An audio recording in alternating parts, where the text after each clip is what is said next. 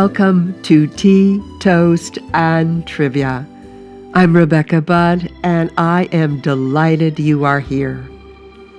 Today, I'm pouring a cup of the Happy Tea from Mirage Frères, an establishment in Paris.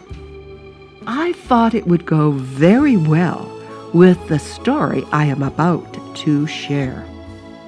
This is a story about resistance, about time, and about how beauty is sometimes recognized only after it has been thoroughly objected to. And so, wherever you are, perhaps with your cup of happy tea, I invite you to settle in. And a special thank you to my sister Sarah for this cup of the happy tea from Mirage Frères.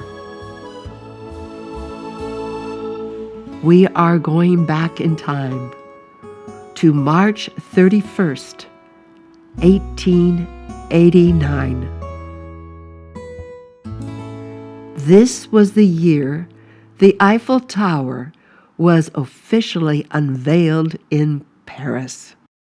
Standing at 324 meters tall, it was the tallest man-made structure in the world until 1930.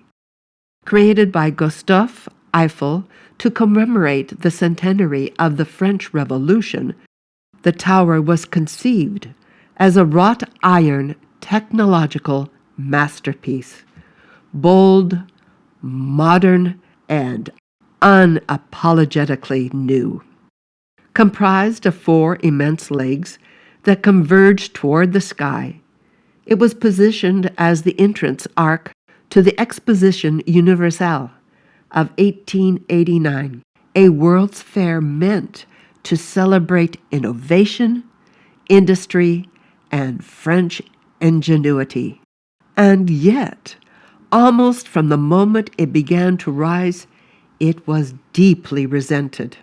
Many of Paris's cultural luminaries were horrified by the structure taking shape above their city.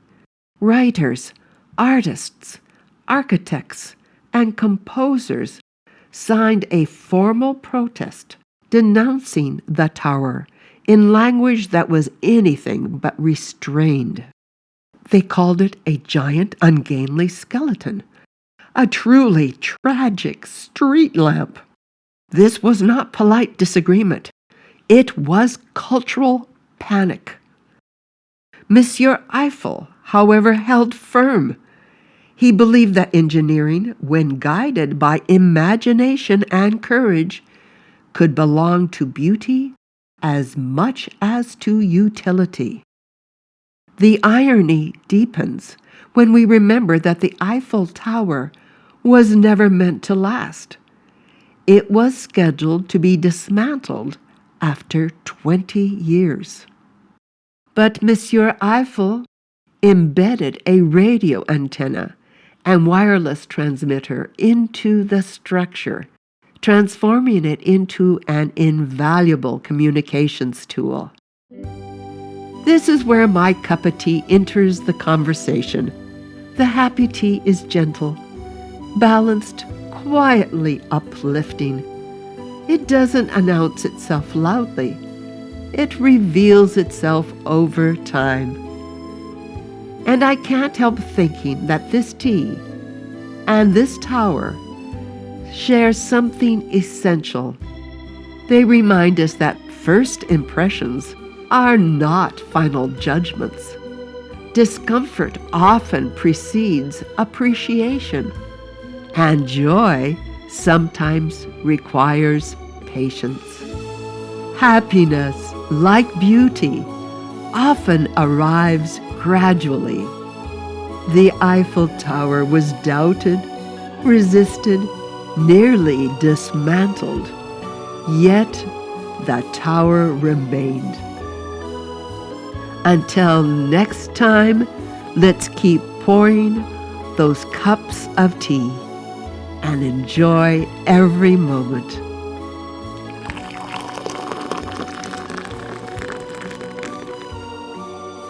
This is Rebecca, and this is Tea, Toast, and Trivia.